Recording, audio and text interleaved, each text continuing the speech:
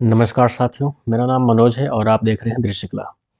दृश्यकला की सेशन में आज हम लोग बात करने वाले हैं गुप्तकालीन कला के बारे में। गुप्तकालीन कला, ठीक है। हालांकि इससे पहले हम लोग चर्चा कर चुके हैं कुषाणकालीन कलाओं के बारे में, उसके बाद जो है आंध्र सातवाहन कालीन कलाओं के बारे में। आज हम लोग उसके आगे वाले चरण में बात करेंगे, यानी कि गुप्तकालीन कलाओं के बारे में। इन कलाओं को जानने से पहले थोड़ा सा इनके बैकग्राउंड के बारे में जानना बेहद ज़रूरी है। यानी कि ये जानना ज़रूरी है कि ये आखिर भारत के किस क्षेत्र में विद्यमान थे और इनमें ऐसे कौन कौन से राजा थे जिनके समय में कुछ मंदिर और स्कल्पचर्स बने हुए हैं। तो आइए जानते हैं कि आखिर ऐसा क्या था इस गुप्त वंश में जो आखिर इनको स्वर्णयुग माना जाता है कला के क्षेत्र में। तो सबसे पहले जो है इनके बैकग्राउंड के बारे में जानने की कोशिश करते हैं। ये सबको पता होना चाहिए कि इनका जो साम्राज्य एरिया था, यानी कि इनके वंश का जो गढ़ था, वो खास तौर पे उत्तर भारत में था। उत्तर भारत, ठीक है। और इस वंश का जो संस्थापक था वो था श्रीगुप्त। श्रीगुप्त, ठीक है। और ये श्रीगुप्त जो है इस वंश का संस्थापक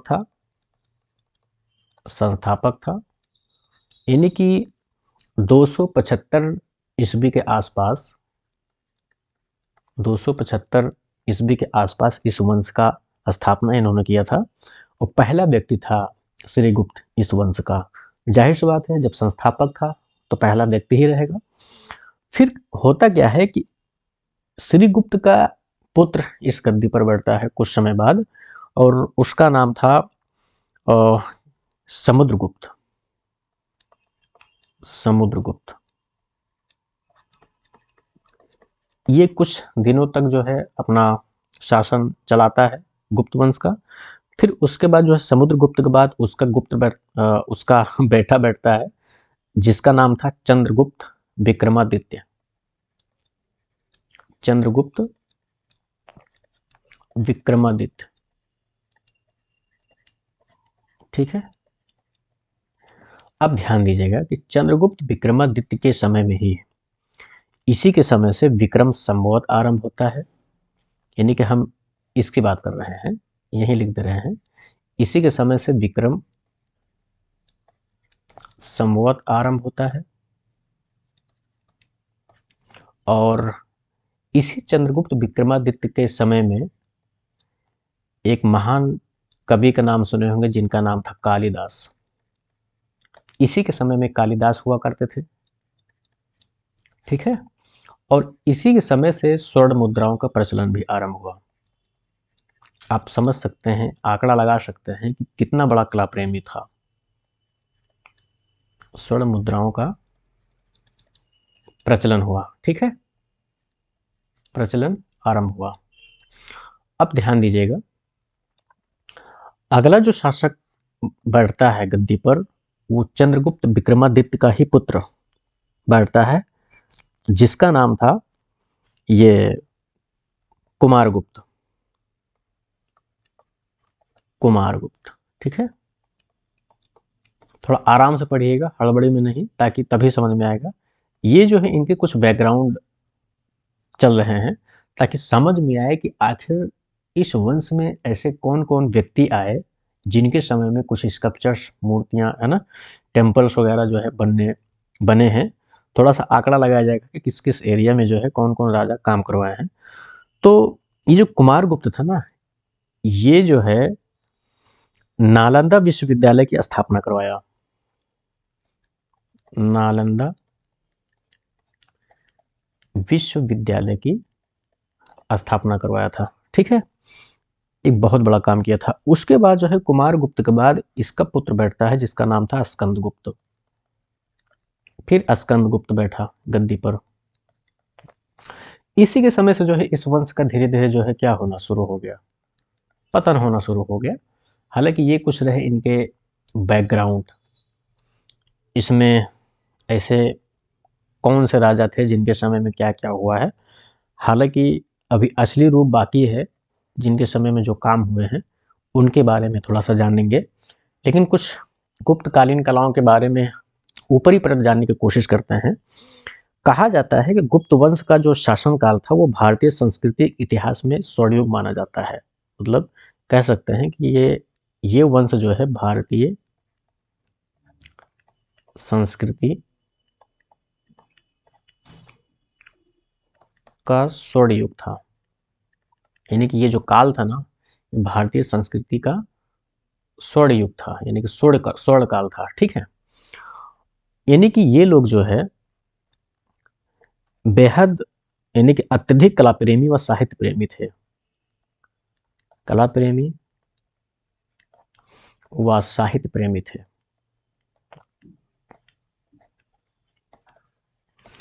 आंकड़ा लगा सकते हैं कि साहित्य प्रेमी मतलब कालिदास थे, तो फिर समझ ही सकते हैं। फिर उसके बाद जो है इसी संबंधित से, मतलब इनके समय में जो भारतीय संस्कृति का स्वर्णयुग क्यों कहा जाता है, उसका रीजन है, उससे रिलेटेड जो है कुछ अच्छे खासे विद्वान इनके कलाओं को पुनर्जागरण भी कहा। जैसे कि एक मैक्स मूलर थे, लिख दे रहा हूँ, मैक्स मूलर। ये जो मैक्स मूलर है ना, ये जर्मनी के थे। ओहो,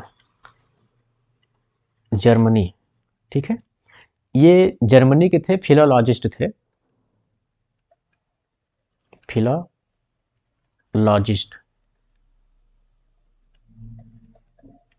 ठीक है। यानी कि भाषाविद जिसको बोलते हैं।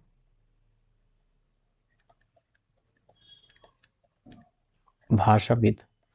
ये मैक्स मूलर क्या कहते हैं कि जो गुप्त काल का साहित्य था, यानी कि उस समय में जो साहित्य था वो उसके समय के एक बेहद अच्छा खासा समय था, यानी कि काल था, यानी कि पुनर्जागरण काल था। इन्होंने साहित्य को जो है, गुप्तकालीन साहित्य को पुनर्जागरण काल बताया है।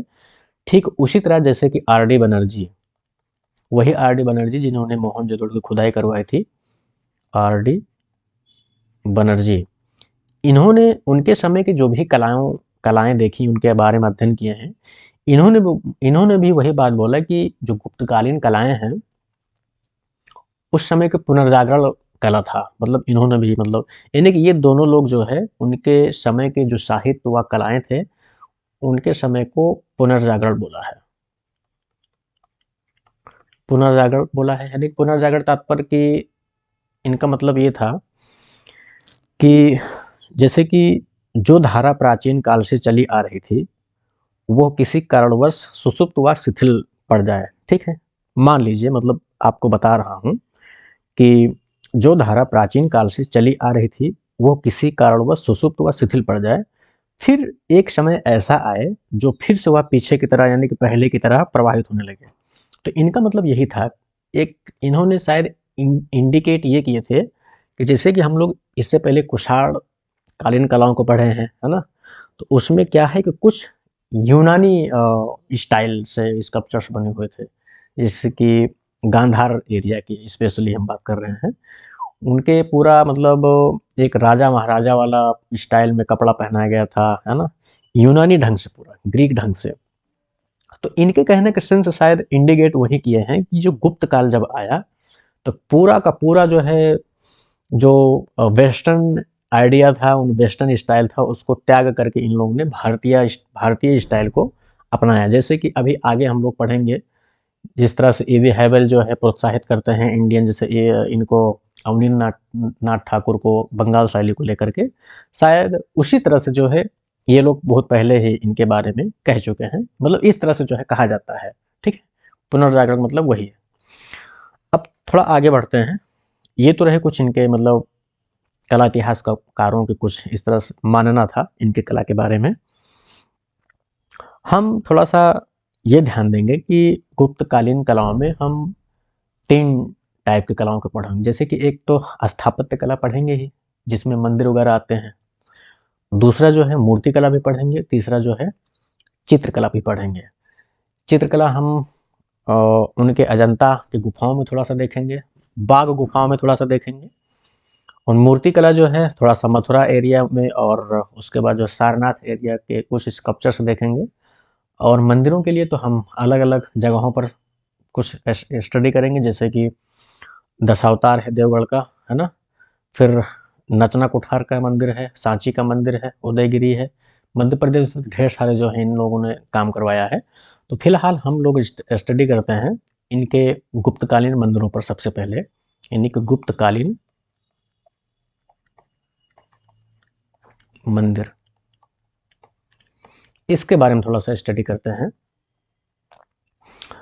सबसे पहले ये ध्यान दीजिए कि जो मंदिरों का वास्तविक और कर्मिक विकास का स्वरूप आता है ना, वो इसी काल से देखने को मिलता है। इस बात को थोड़ा सा ध्यान दीजिएगा। इसमें नंबर एक मंदिर का नाम लेते हैं, जिसका नाम है तिगवा का विष्णु मंदिर।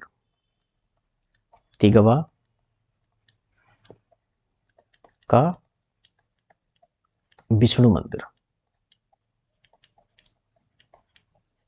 ठीक है, ध्यान दीजिएगा। ये जो है मध्य प्रदेश में है। मध्य प्रदेश में कहाँ? जबलपुर जिला है एक, जबलपुर जिला, ठीक है। उसके बाद जो है, लेखनी हमारी थोड़ा कमजोर है भाई, हम जिस तरह से बोल रहे हैं उसके हिसाब से थोड़ा कैच करिएगा। दोबारा उस पर लेपन करने की कोशिश करेंगे तो और लेखनी गड़बड़ हो जाएगी। तो जो बोल रहे हैं उस पर भी थोड़ा ध्यान दीजिएगा। बाकी जिसको समझ में आ रहा है वो समझेगा अपना, और बाकी आगे चल के हम सुधार करने की कोशिश कर ही रहे हैं। ये जो है तिगवा का विष्णु मंदिर मध्य प्रदेश में है और जबलपुर जिले में है, ठीक है। इसी मंदिर को कंकाली देवी का मंदिर भी कहा जाता है, कंकाली देवी का मंदिर, ठीक है। और इसके गर्भगृह में जो है ना, नरसिंह की मूर्ति है, नरसिंह की मूर्ति है, ठीक है। और इसके जो छत है, छत सपाट है, ठीक है। और चौखट पर जो है गंगा यमुना की स्कल्पचर्स मिले हुए हैं। ये तो गुप्तकालीन मंदिरों की खास विशेषता है। सारे मंदिरों में आपके जो है उसके चौखट पर गंगा और यमुना के स्कल्पचर्स देखने को मिलेंगे, जो कि चौखट पे उकेरे गए हैं। ध्यान दीजिएगा, तिगवा का विष्णु जो मंदिर है, ये गुप्तकालीन मंदिरों का पहला उदाहरण है। गुप्त कालीन मंदिर का पहला उदाहरण है, ठीक है। अब दूसरा जो मंदिर आता है, मंदिर नंबर 2 सांची का मंदिर है, यानी कि उसमें संख्या 17 के नाम से जाना जाता है। वो भी सांची का मंदिर जो है मध्य प्रदेश में है, ये तो पता ही है, लिख दे रहा हूं। सांची का मंदिर ये संख्या 17 में है, एमपी में है, यानी कि मध्य प्रदेश। ये हिंदू प्लस बौद्ध, हिंदू प्लस बौद्ध का मिश्रण है इसका स्वरूप। इसका रीजन हो सकता है कि वहाँ बहुत पहले से ही सम्राट अशोक ने स्तूप बनवा दिया था, जो कि बौद्ध धर्म से रिलेटेड है। उसके बाद जो तीसरा मंदिर आता है वो है उदयगिरी का, उदयगिरी, ठीक है। ये एक गुफा है, गुफा मंदिर है, गुफा मंदिर संख्या 1, गुफा संख्या 1। ये भी जो है मध्य प्रदेश में है, ठीक है। और चंद्रगुप्त विक्रमादित्य ने इसका निर्माण करवाया है, लिख दे रहा हूं, चंद्रगुप्त विक्रमादित्य इसका निर्माण करवाए हैं। ये जो है 2 तरीके से बने हुए हैं, मतलब कुछ भाग तो पहाड़ को काट कर बनाया गया है, कुछ भाग पहाड़ काट कर बनाया गया है, और कुछ भाग जो है पत्थर को अलग अलग जोड़कर बनाया गया है। पत्थर को जोड़कर बनाया गया है। ठीक है, इस तरह से है। उसके बाद जो चौथा नंबर आता है वो है मुकुंद दरी का मंदिर। मुकुंद दरी मंदिर।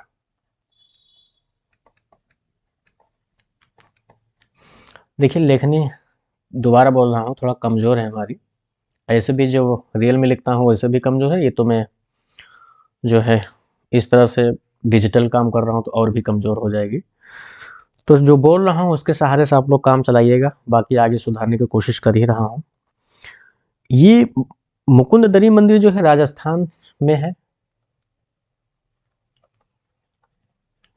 राजस्थान में एक कोटा ज़िला है, कोटा ज़िला वहाँ पर है। अगला जो मंदिर है 5 नंबर, वो भूमरा का शिव मंदिर है, फेमस है।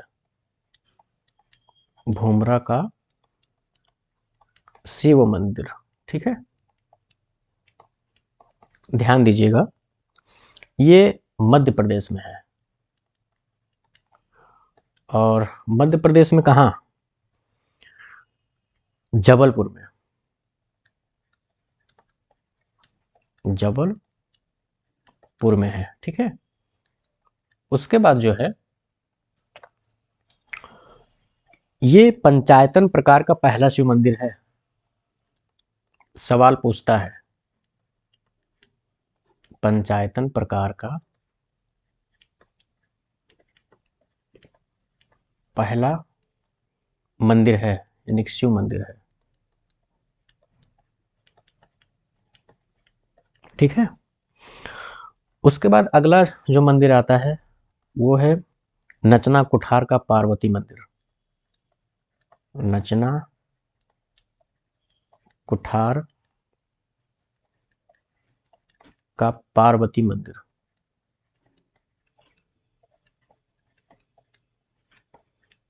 ठीक है।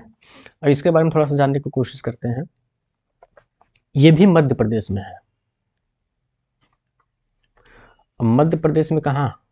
पन्ना जिला, ठीक है। और ये मंदिर जो है 2 मंजिला है।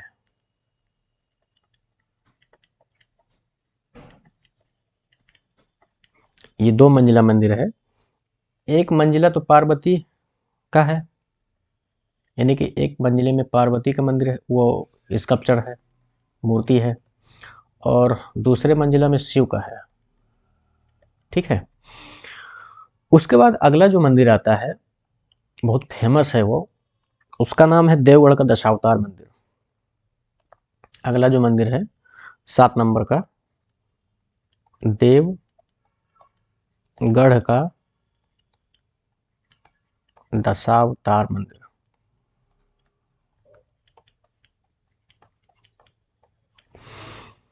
ये यूपी में है। यूपी में एक झांसी जिला है,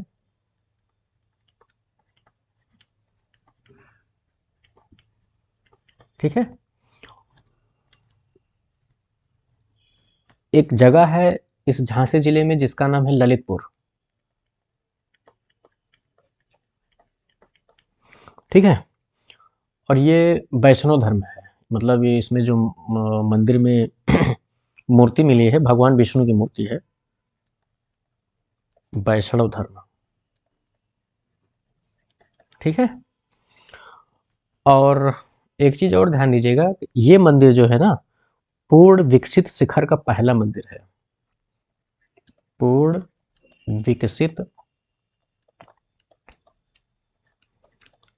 शिखर का पहला मंदिर है, ठीक है। गुप्त काल की बात कर रहा हूँ, पूरे गुप्त काल में।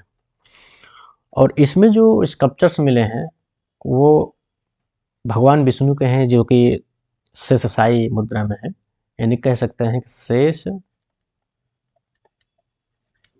साई विष्णु। और एक मूर्ति है गजेंद्र मोच,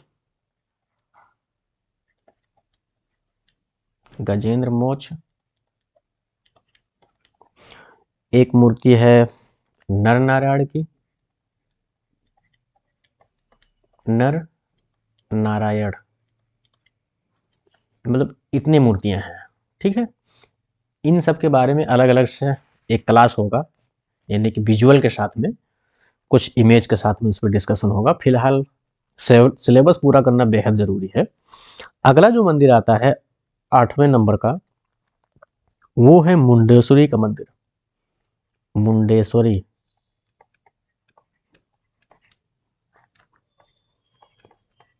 मंदिर, मुंडेश्वरी मंदिर यानी कि ये बिहार में है।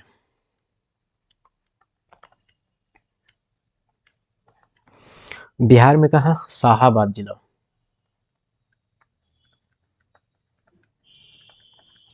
शाहाबाद जिला, ये हा है, थोड़ा ध्यान दीजिएगा, बड़ा हा है। ये जो है ना, अठ पहला है, अठ पहला, आठ, यानी कि इसमें 8 पहल हैं। ठीक है, उसके बाद जो अगला मंदिर है, कोंच का मंदिर है। कोंच का मंदिर, इसके बारे में थोड़ा सा जानने की कोशिश करते हैं। ये भी बिहार में है। बिहार में एक गया जिला है।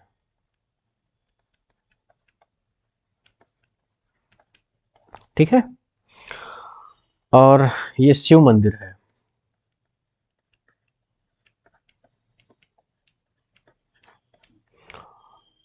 अगला मंदिर है अपसड़ का मंदिर। अपसड़, अपसड़ का मंदिर, ये बिहार में है। ये भी दरियापुर जिला।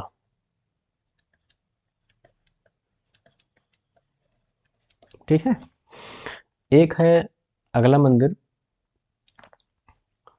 वो है बहुत फेमस, ये भी है एरड़ का मंदिर।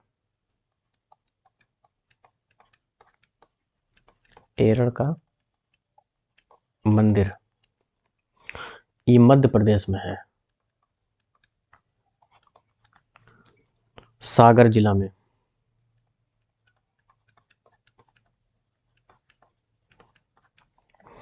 विष्णु मंदिर है, ध्यान दीजिएगा,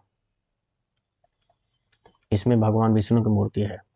ठीक है, अगला है मड़ियार मठ मंदिर।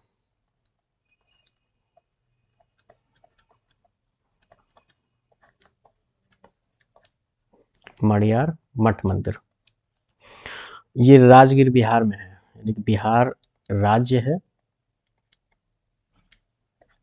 और इसी में है राजगीर जिला। ठीक है, अगला है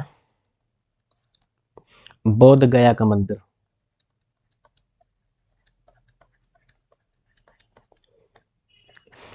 ये तो पता ही है, गया जिले में है।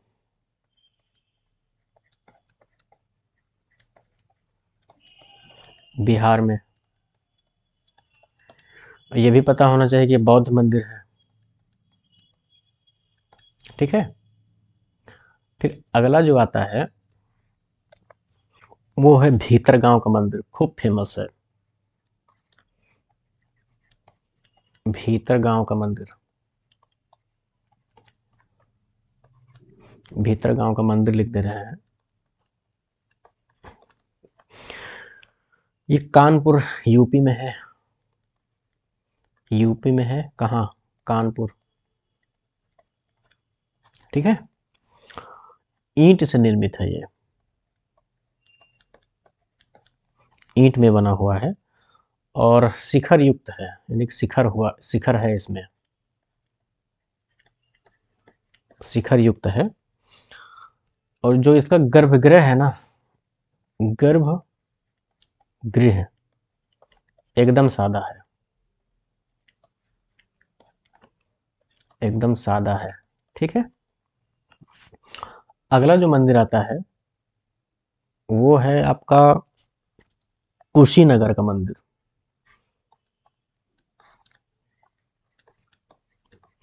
कुशीनगर का मंदिर ये यूपी में है, कसया में। ठीक है, इसमें खास विशेषता क्या है कि एक बुद्ध की लेटी हुई प्रतिमा है महापरिनिर्वाण में, यानी कि महापरिनिर्वाण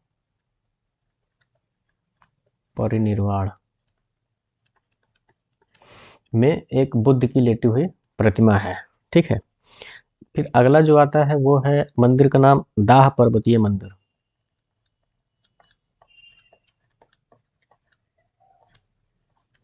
दाह पर्वतीय मंदिर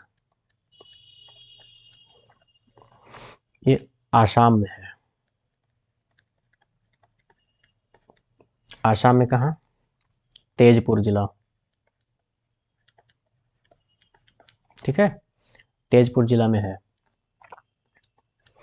और इसी मंदिर में सबसे पहले मांगलिक पक्षियों का अंकन मिलता है, यानी कि मांगलिक पक्षियों का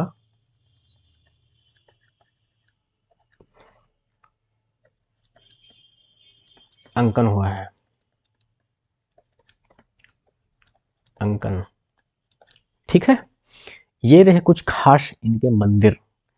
अगला हम लोग जो क्लास करेंगे वो इनके स्कल्पचर्स के बारे में करेंगे, जो कि थोड़ा सा, हालांकि अगर समय हो तो किया जा सकता है, एक ही में बात कर ही लेते हैं, उसके बाद रिवीजन भी कर दिया जाएगा, रिवीजन भी कर लिया जाएगा।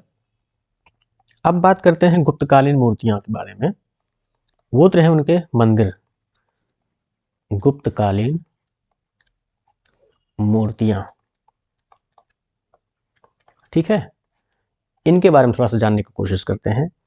ध्यान दीजिएगा अच्छे से कि इसमें जो मूर्तियां मिली हैं वो विशेष रूप से उनके जो कला केंद्र थे वो मथुरा, सारनाथ और पाटलिपुत्र थे। लिख दे रहे हैं, मथुरा, सारनाथ और पाटलिपुत्र, पटना जिसको बोलते हैं। ठीक है, ये प्रमुख केंद्र थे। लिख दे रहे हैं, प्रमुख केंद्र थे, यानी कि इन्हीं जगहों से जो है अक्सर करके मूर्तियां मिली हुई हैं। खास तौर पर मथुरा से और सारनाथ से ज़्यादा मिली हुई है। ध्यान दीजिएगा, चर्चा करते हैं। और इनमें जो मूर्तियां मिली हुई हैं वो तीनों धर्मों से संबंधित है, यानी कि बौद्ध और जैन और ब्राह्मण, यानी तीनों धर्मों से जो है संबंधित मूर्तियां मिली हैं। लिख दे रहे हैं, तीनों धर्मों से संबंधित।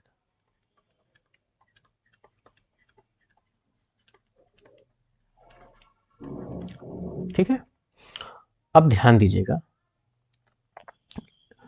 थोड़ा घसीट के लिख रहे हैं ताकि जल्दी हो जाए और सिलेबस भी पूरा हो जाए इसका। इसमें मुख्य रूप से मथुरा और सारनाथ से मूर्तियां मिली हैं, बता ही दिया गया है। इसमें खास विशेषता क्या है मूर्तियों की पहचान करने के लिए? कभी कभी दे सकता है क्या, अगर बाय द वे अगर आपको पहचान ही करना हो कि कुषाण कालीन मूर्तियों को रख दिया जाए पास में और उसके बाद जो है गुप्त कालीन मूर्तियों को रख दिया जाए पास में भगवान बुद्ध की, तो कैसे पहचान करेंगे? एक सीधा सा पहचान ये है कि इनके जो शरीर के वस्त्र होते थे वो अत्यंत झीने होते थे, यानी कि शरीर के वस्त्र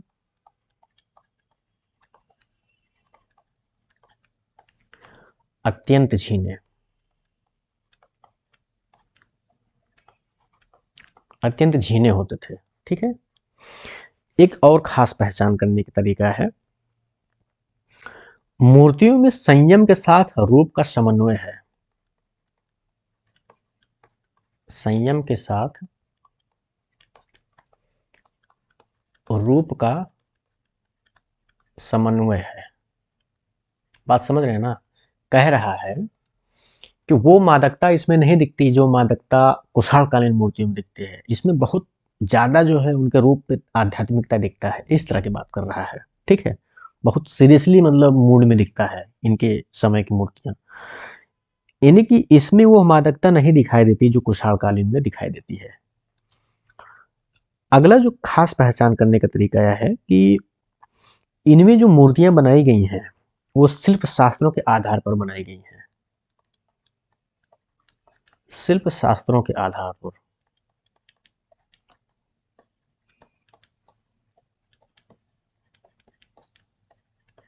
ठीक है, बनाई गई हैं। यानी कि हम कह सकते हैं कि उनकी जो बॉडी के पोर्शन बनाए गए हैं पूरा, वो नाप तौल के आधार पर बनाए गए। जैसे कि हेड एक ताल है तो उसके अनुसार से पूरा बॉडी, मतलब हाथ भी रहेगा, पैर भी रहेगा, पूरा बॉडी इस तरह से, यानी कि शास्त्रों के आधार पर बनाया गया है, नाप तौल के। ठीक है, उसके बाद एक चीज और खास तौर पर देखा जा सकता है कि बुद्ध प्रतिमाओं के साथ, यानी कि इसमें जो भी मूर्तियां बनाई गई हैं, वो बुद्ध प्रतिमाओं के साथ उनके नीचे चौकी पर उनके जीवन से संबंधित घटनाओं को भी दर्शाया गया है। एक तो खास विशेषता ये है, खास तौर पे आप सारनाथ के स्कल्पचर्स में देख सकते हैं। दूसरा क्या है कि ये मूर्तियां चुनार के लाल बलुआ पत्थर में अधिक निर्मित है। चुनार के लाल बलुआ पत्थर, ठीक है, अधिक निर्मित है।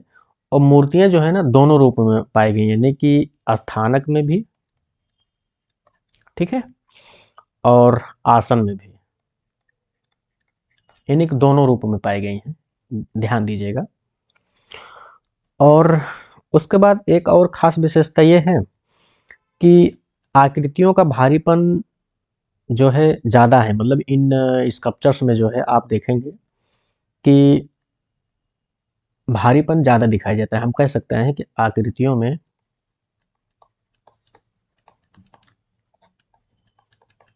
भारीपन है, ठीक है, भारीपन है, ठीक। और उसके बाद जो है, इसके साथ साथ गुप्त काल में आप देखेंगे कि सिक्कों का प्रचलन जब था, तो उसमें उस सिक्के पर जो है शासकों के, यानी कि राजाओं की मुखाकृतियां खोदी गई थी। यानी कि स्वर्ण मुद्राओं पर, स्वर्ण मुद्राओं पर शासकों की मुखाकृतियां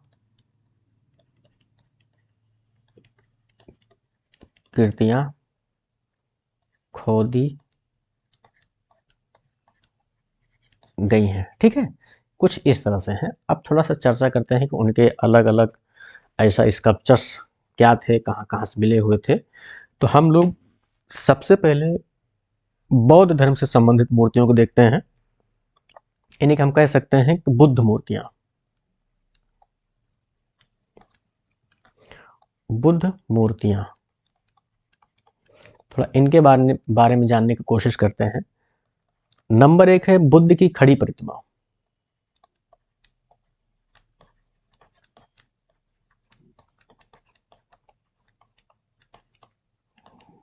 ठीक है, ये अभय मुद्रा में है।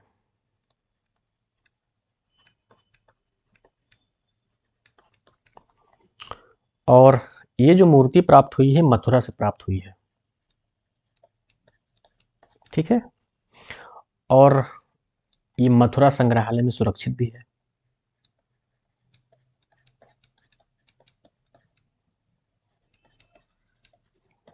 ठीक है, अब अगली जो मूर्ति है,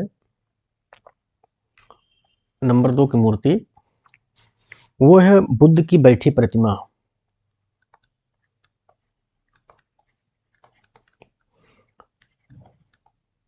बैठी प्रतिमा,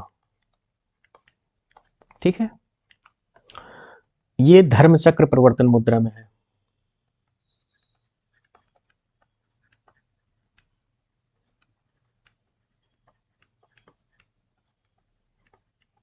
धर्म चक्र प्रवर्तन मुद्रा में है। और सारनाथ संग्रहालय में है।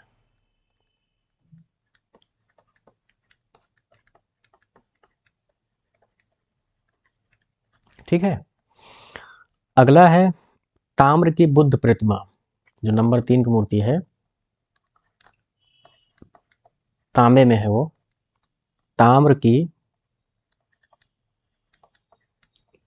बुद्ध प्रतिमा। ध्यान दीजिएगा, इस सारे स्कल्पचर्स में अलग अलग डिस्कशन हो गए अलग अलग क्लास में। अभी फिलहाल बस जानने की कोशिश करिए कि कैसी कैसी प्रतिमाएं कहाँ कहाँ पर मिली हुई थी। तो जो ताम्र की बुद्ध प्रतिमा है, ये अभय मुद्रा में ये भी है।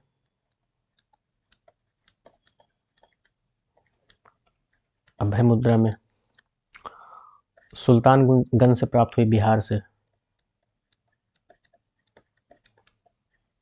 ठीक है, कहाँ पर है? बिहार में, बिहार से प्राप्त हुई है, सुल्तानगंज से, यानी कि भागलपुर जिला है एक, वहाँ से, भागलपुर जिला। इस समय जो है बर्मिंघम संग्रहालय में, यानी कि इंग्लैंड में है, लिख दे रहे हैं, बर्मिंघम संग्रहालय, इंग्लैंड। ठीक है, ये यहीं संरक्षित है। फिर अगली जो मूर्ति है वो है बोधिसत्व अवलोकितेश्वर। बोधिसत्व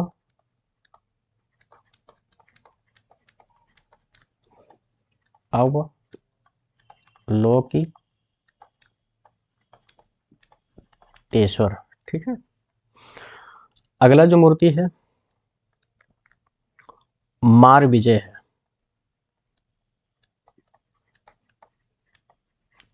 ये रहा है भाई, मार विजय। ये पता ही होना चाहिए कि अजंता की गुफा संख्या 26 से प्राप्त हुई है, जो कि गुप्तकालीन है, अजंता से प्राप्त हुई है गुफा संख्या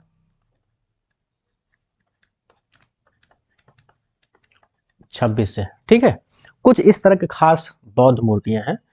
अब थोड़ा चर्चा कर लेते हैं ब्राह्मण मूर्तियों के बारे में। ब्राह्मण मूर्तियां, इसमें देखेंगे तो एक है नागराज की प्रतिमा,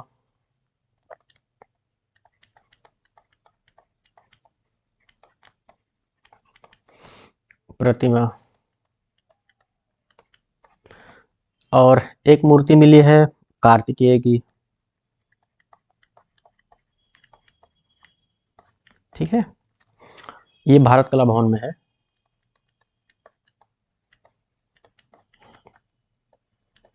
कहाँ है भारत कला भवन?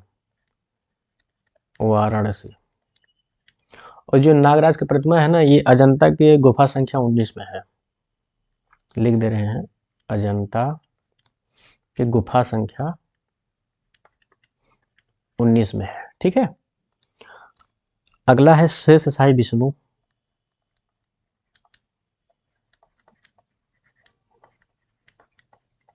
ठीक है, फिर अगली मूर्ति है नर नारायण,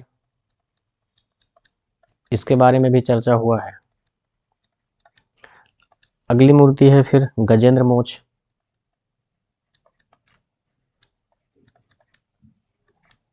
गजेंद्र मोक्ष। ठीक है, ये जो तीनों मूर्ति है ना, ये देवगढ़ के दशावतार मंदिर में है, देवगढ़ दशावतार। ठीक है, उसी मंदिर में है। फिर उसके बाद जो है एक है गोवर्धनधारी कृष्ण, गोवर्धन धारी कृष्ण, ये भारत कला भवन में है, वाराणसी। ये भी है भारत कला भवन, BHU में है। ठीक है, और एक मूर्ति मिली है वराह अवतार की,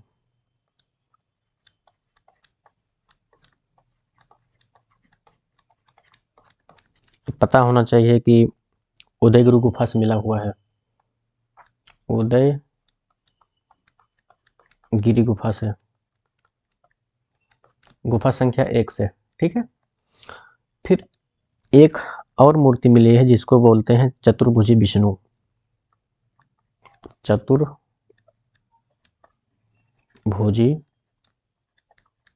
विष्णु, ये मथुरा से मिली हुई है। एक और मूर्ति है लोकेश्वर शिव की, लोकेश्वर शिव की, ठीक है। ये सारनाथ संग्रहालय में है, और सारनाथ संग्रहालय। ये तो रहे कुछ इनके हिंदू धर्म की मूर्तियां, ब्राह्मण धर्म की मूर्तियां, ठीक है। अब हम थोड़ा जैन मूर्तियों के बारे में बात करते हैं।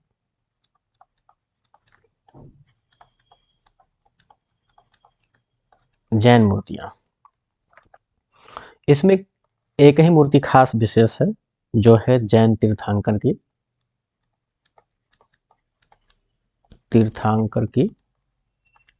ठीक है। ये मथुरा शैली में है, यानी कि मथुरा से प्राप्त हुई है, और ये बलुआ पत्थर में निर्मित है।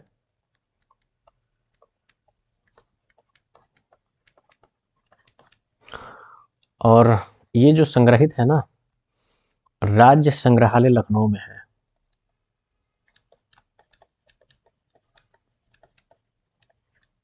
राज्य संग्रहालय लखनऊ में है। ये रहे कुछ गुप्तकालीन कला, यानी कि उसमें कुछ मंदिर और स्कल्पचर। आप ध्यान दीजिएगा, अभी तक हम लोग जो भी पढ़ रहे हैं, सब्र करिएगा, थोड़ा सा वेट करिएगा अच्छा खासा। एक समय हम लोग उनके इमेज को लेकर के डिस्कशन करेंगे ज़रूर। फिलहाल इनके सिलेबस कंप्लीट करने ज़रूरी है। थोड़ा सा जब सिलेबस कंप्लीट हो जाएगा, थोड़ा सा एक कॉन्सेप्ट क्लियर हो जाएगा ना, हाँ किसके बाद क्या क्या समय आ रहा है, कौन कौन से कला हम देखते हैं, तब उसके आधार पर जब हम इमेज को लेकर के बात करेंगे ना, तो थोड़ा सा ज़्यादा समझ में आएगा। तो फिलहाल आज के लिए इतना ही है। बाकी हम लोग जो अगला क्लास करेंगे वो अजंता की गुफा के बारे में क्लास करेंगे अच्छा खासा तरीके से। धन्यवाद।